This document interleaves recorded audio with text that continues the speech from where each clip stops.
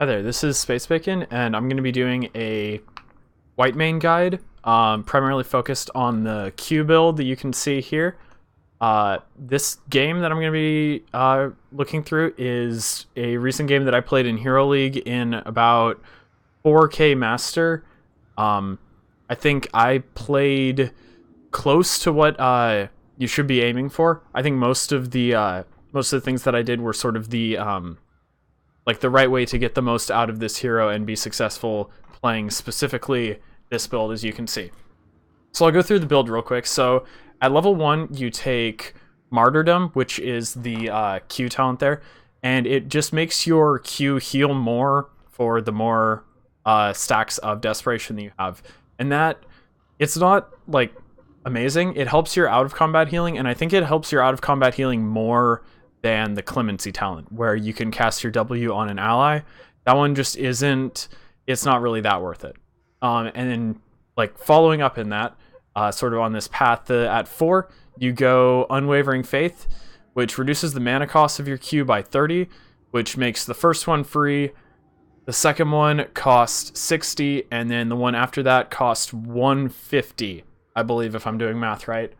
And then it also, once you reach 3 stacks of Desperation, you gain a shield that's pretty beefy. I think it's just over 1.5 times your Q.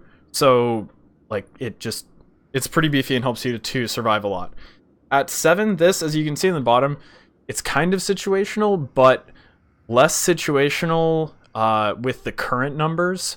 Right now, Fanatical Power, the one that I am suggesting here and the one that I take in this game, gives you a lot more. It gives you more damage and it gives you more healing, and I think the 50% spell power is just too high of a number and to really give up for a cleanse, and it is usually more likely to save someone than the cleanse would, because the cleanse, one, it gives you a stack of Desperation, which limits you to 1 fewer Q, and also gives you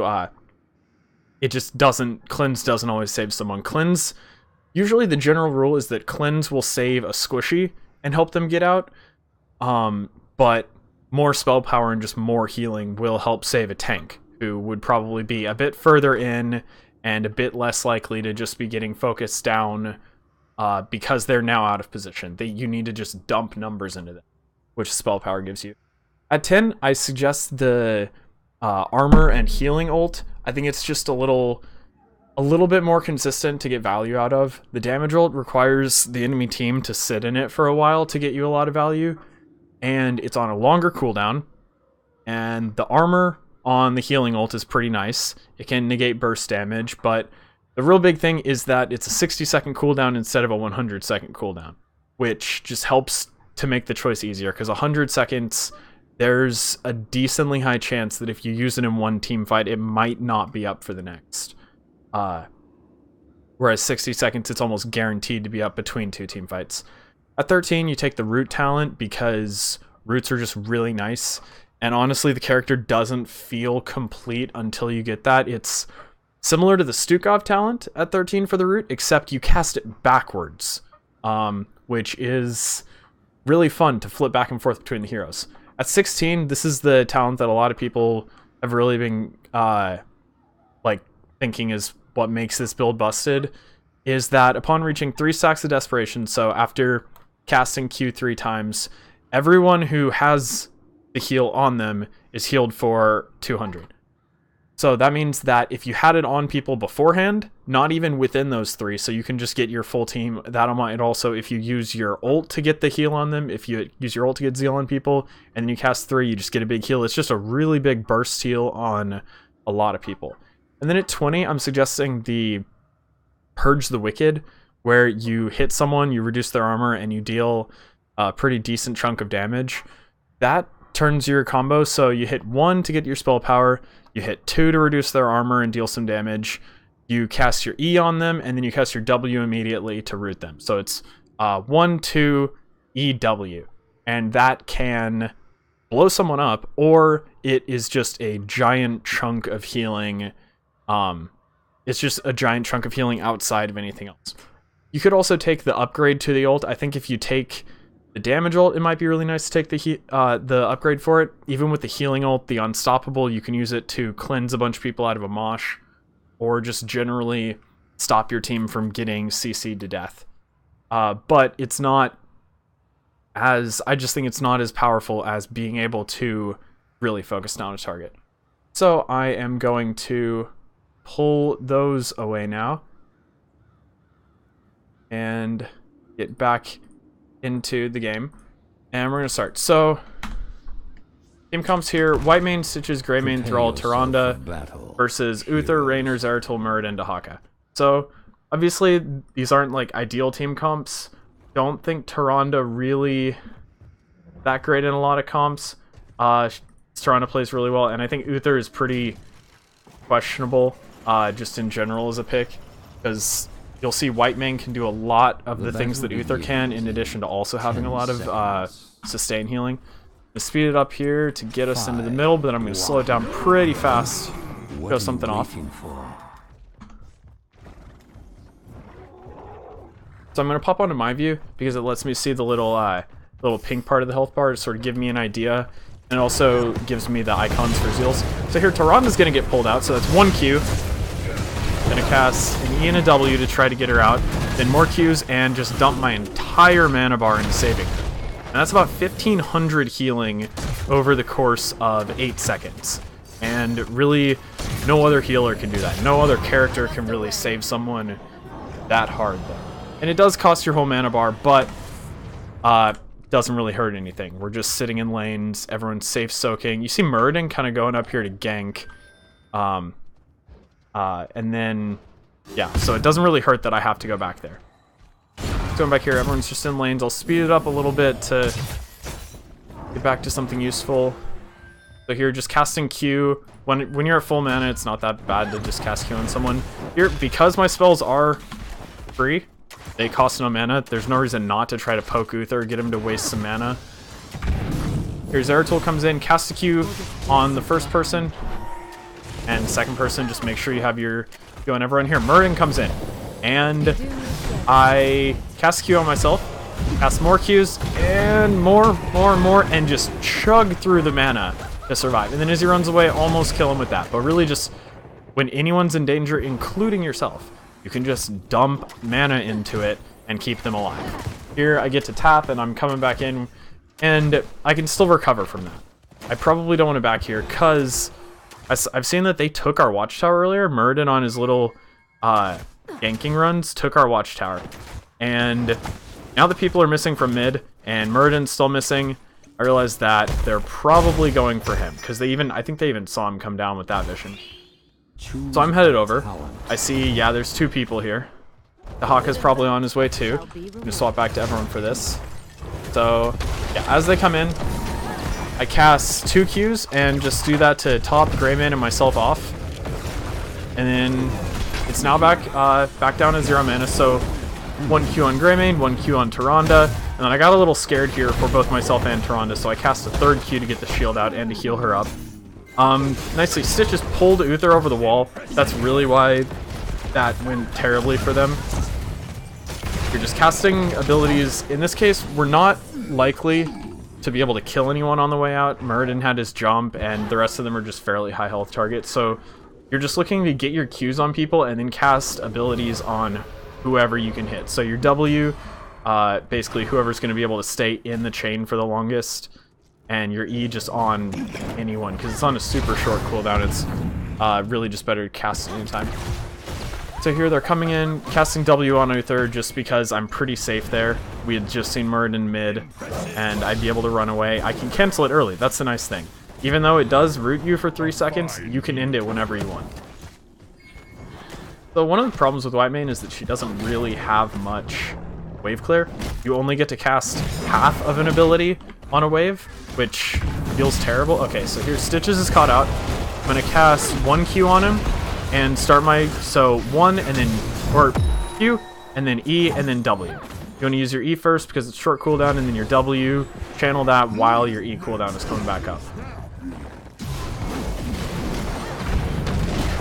Here, just, again, that was where I thought we might be able to get a kill on Zeratul, so I threw some damage at him. but the W stays on someone for a very long time, so it doesn't really hurt to cast it on someone who might get out of range. Here, Tyranda's getting kind of focused down. I didn't rotate up quite fast enough. I didn't see where the fight was going to be going soon enough. Here, we're pushing in with this camp. Let me go back to me to see this. When you don't need to heal someone up at all, you can just cast one Q, and it costs no mana repeatedly. Here, I didn't have one on myself, so that wasn't healing me. That's a little not good. Because you could see the Zeratul coming in and cloaked. But here, just casting one Q to save my mana, because having full mana coming into a fight is really useful. Here, Murden's going to start channeling. I'm just continuing to cast that. I'm going to keep an eye on when I use this to sort of give an idea of when it's good to use it. I think the general rule is just whenever you're about to cast your combo, use it on cooldown. Of course, when you're going to use your combo, and it would help to heal. Here, Tyranda's going to get caught out. And again, we're going to just dump a bunch of Qs on her. You can see there was 1, there's 2, there's 3. Still casting my spells on this big clump of people, getting big heals off. I think there was 4, there's 5, and she finally does go down. But it took a lot to kill her. And they used most of their Uther healing, and they got really overextended there. Here, going back to my view. Just casting your Q on whoever's low. You ideally only want to use 2. There I used 3, so I did get the shield, but then I am pretty much out of mana. Here, they've pretty much given it up. Yeah, they've given it up, so we're just grabbing it. And again, when you don't need to heal anyone up quickly, you don't even want to do the double Q sometimes. You just want to do the single Q, because over time, that still saves you. The second Q still costs 60 mana. It only reduces it by 30. So there, the first one, 0, you can see, and the second one does cost 60. So that's still a pretty beefy chunk of your health bar. Here, just using 1 on him as the Desperation falls off. I wish I could see the Desperation, but we can sort of tell with the mana bar. Shall we see who again, just using E on the wave, it doesn't really do much, but it doesn't have a mana cost. So you just use it on the wave on cooldown, and you sort of live with the fact that you only get half the spell. You see him coming in, so I'm going to cast 1 Q on him, and then start my thing. Before I used my E and W there, I popped the spell power to heal for more, and it doesn't really, the minus 25 armor isn't that bad. Unfortunately, he dies. I could have dumped mana into him. That's a mistake right there. So, because I have so much mana, that's like 2 or 3, or maybe even 4, some high number of Qs that I can just dump onto someone and use up my mana, but he would have lived. And that's almost always better to have someone live, even if it means losing a lot of mana. Here, going back to everyone's view, we can sort of see some of them had to tap. They're fighting down here. They do kill Tyranda, but no one's channeling yet. So this game got really awkward really fast, because Muradin was going around ganking a lot. So they had a lot of kill pressure, but then the rest of his team didn't really make anything of it. Okay. Here, I'm actually going to go back a little bit to the start of that fight, because this is where I start to use the ult. And once that loads up, I'm going to pop into my view. Okay. Popping into my view. And we can see he's kind of low, so I'm going to dump 1 Q on him. And then ideally you want to pop your 1 before you pop your ult. That gives you this more, but here just continually Q him and spam out E. Cast your W whenever you can. Here, I cast a lot of Qs. You can see I'm out of mana, but it caused them to waste a lot on him. And here, now that I'm almost out of mana, I only have enough for 1 free Q and then 1 second Q after that. So I'm going to try to save it. There you can see I use the free one, then I cast E and then W, and it's healing him for a lot. And he's just sitting there surviving, because, like, Whitemane heals too much, and also Greymane's a little bit tanky. Here, yeah, so we kill them, we get out. Even though I was at very low mana, even with only being able to cast 1 Q every 4 seconds, that's still, it's on someone for 8 seconds. The Zeal is on them for 8 seconds, so you can get 1 and then almost another Q out for free with this build, without even needing mana. Here we're just sitting mid. their tool comes in. Usually when people dive, you just want to cast your W on them, and it slows them, it kind of forces them out. Really kind of dissuades people from diving. So there I popped the armor.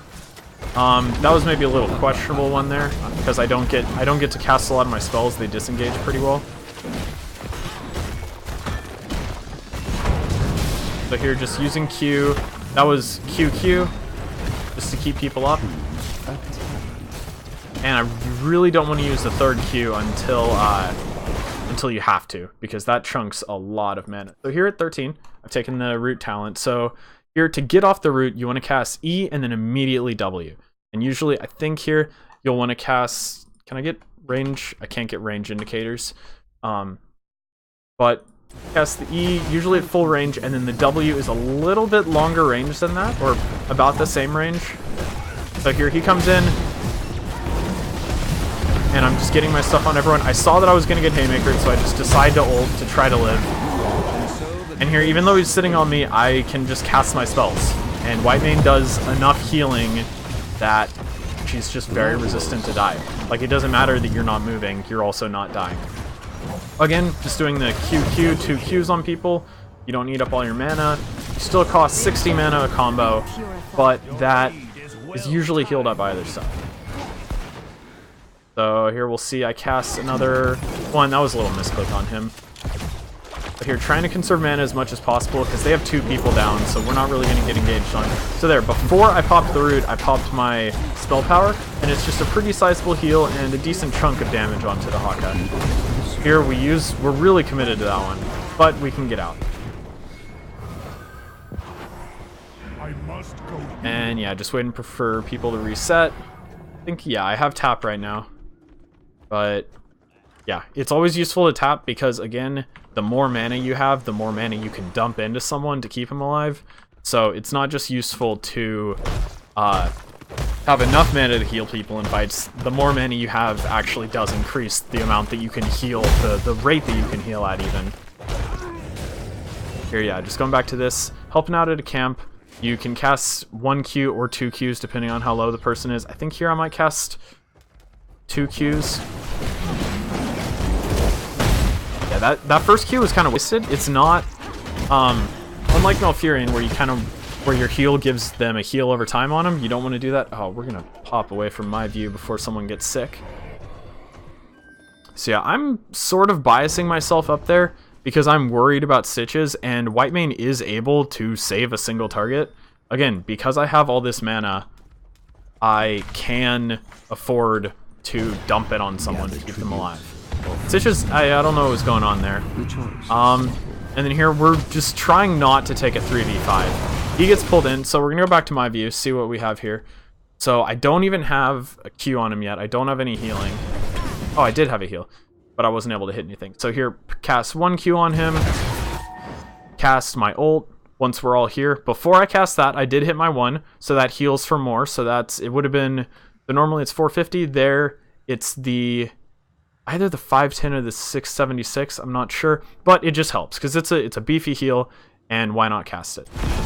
And then also, that puts your Zeal on everyone. So now I still have the spell power. You can see that ticking down right here, and you can also, unfortunately, you can't really tell on there because the 40 armor debuff, the 40 armor buff takes over the minus debuff. But here I'm ticking, and it's just very, very beefy heals on everyone because I have that extra spell power. Now that going for hooks, even in a fight we don't want.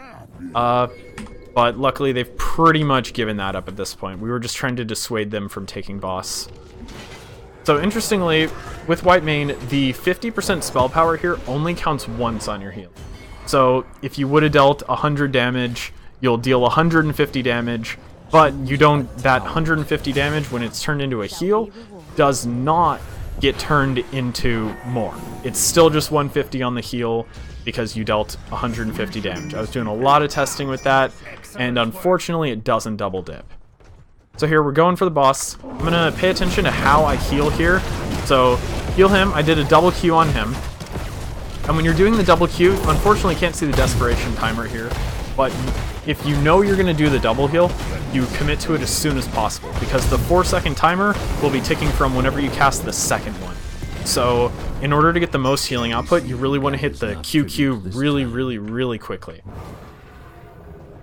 And there we can tell that they're on it. We know that they were on it because they're not shown anywhere else.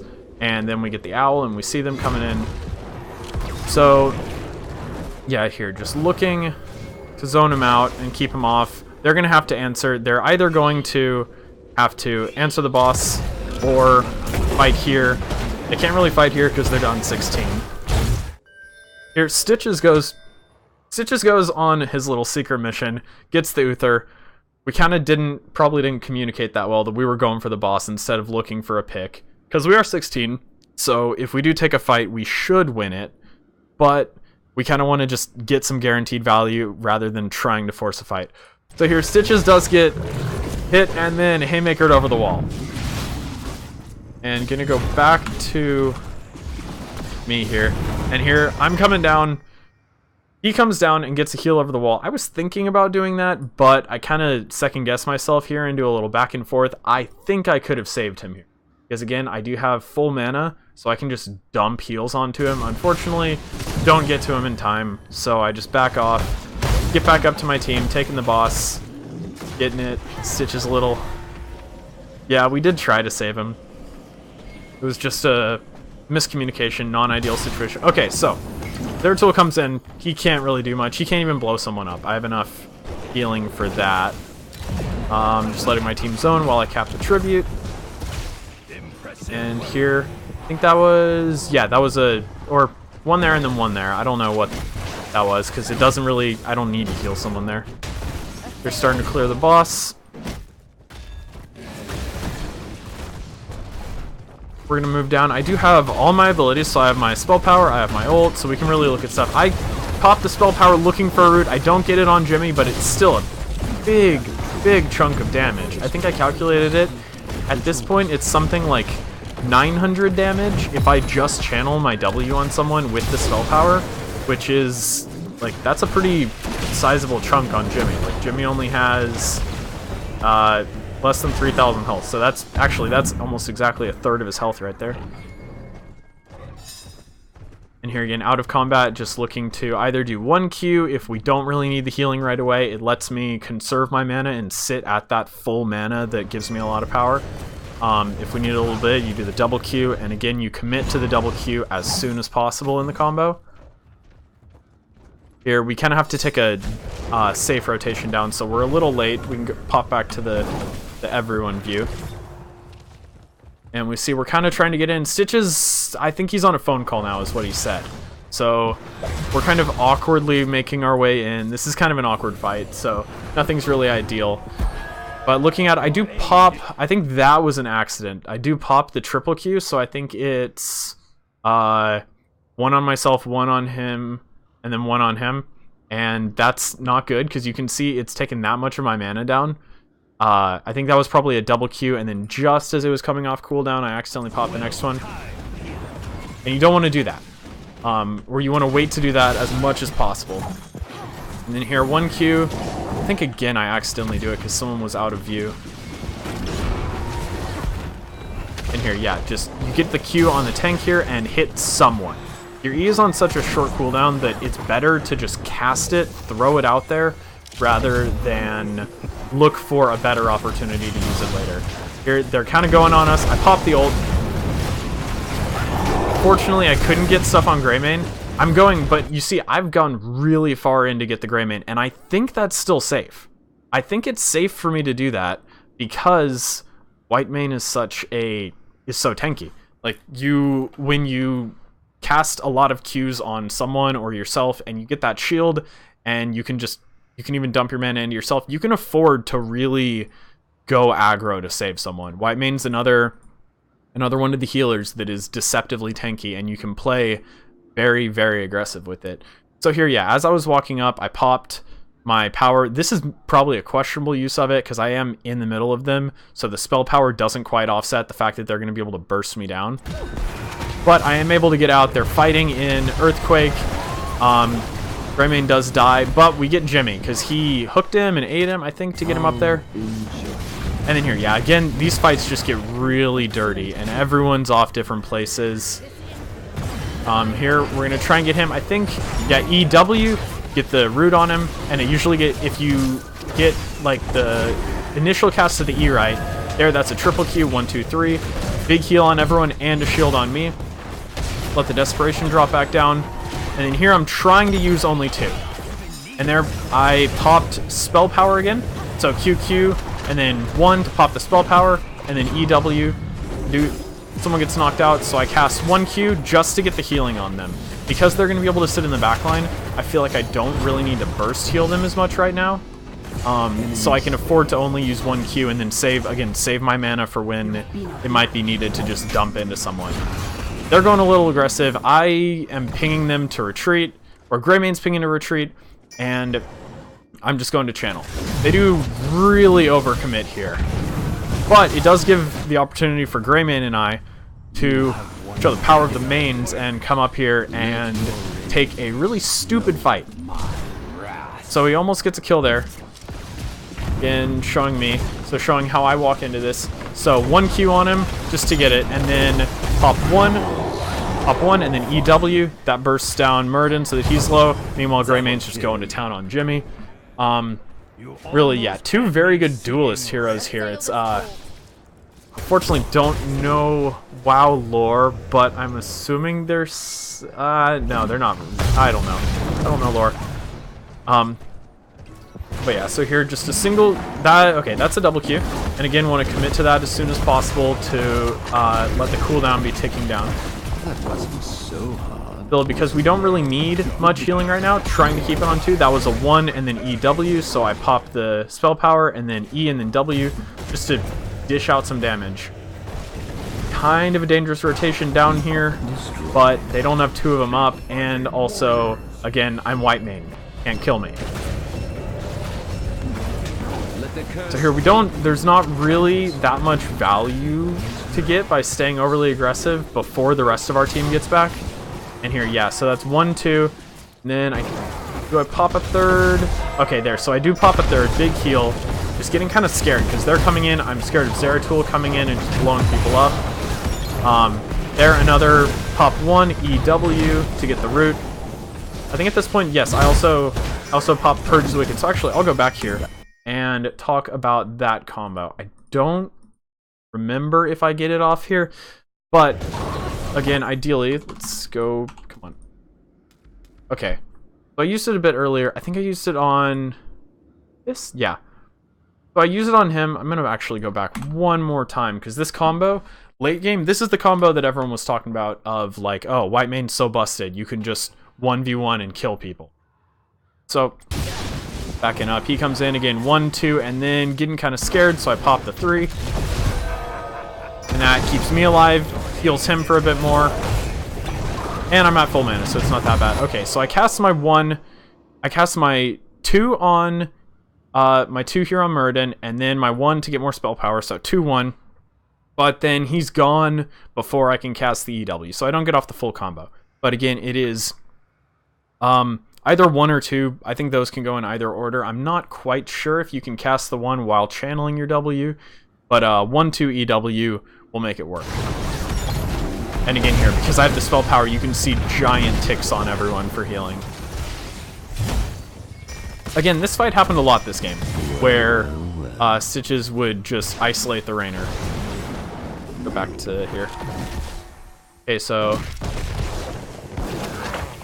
again, walking up, there's a root, EW, just getting that combo down feels really good, and it's really the ideal way to play this. So we're finishing out the game. I'm just kind of making sure no one dies here, so I'm going to cast a lot of triple Qs. So here, there's 1. Oh, I'm getting kind of scared, and I don't know, I don't remember if he has Haymaker now. There he goes. So 1, 2, and then 3.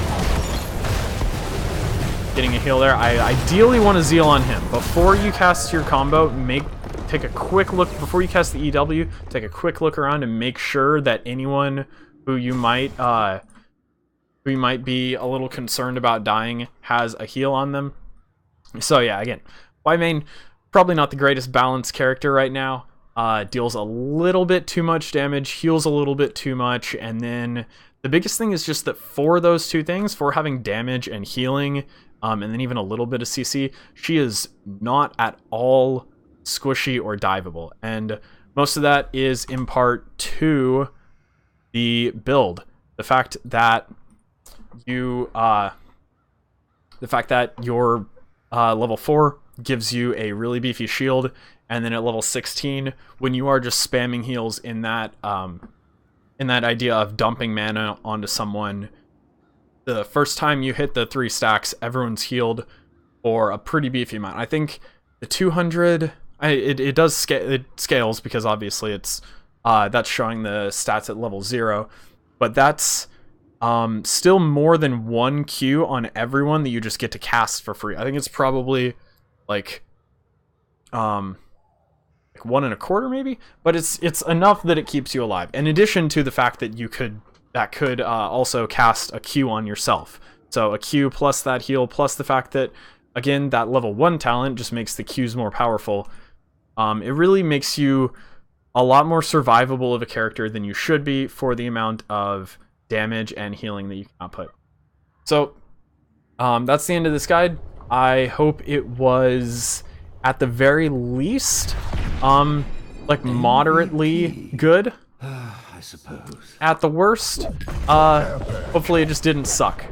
So thanks, and yeah, good luck with playing Whitemane.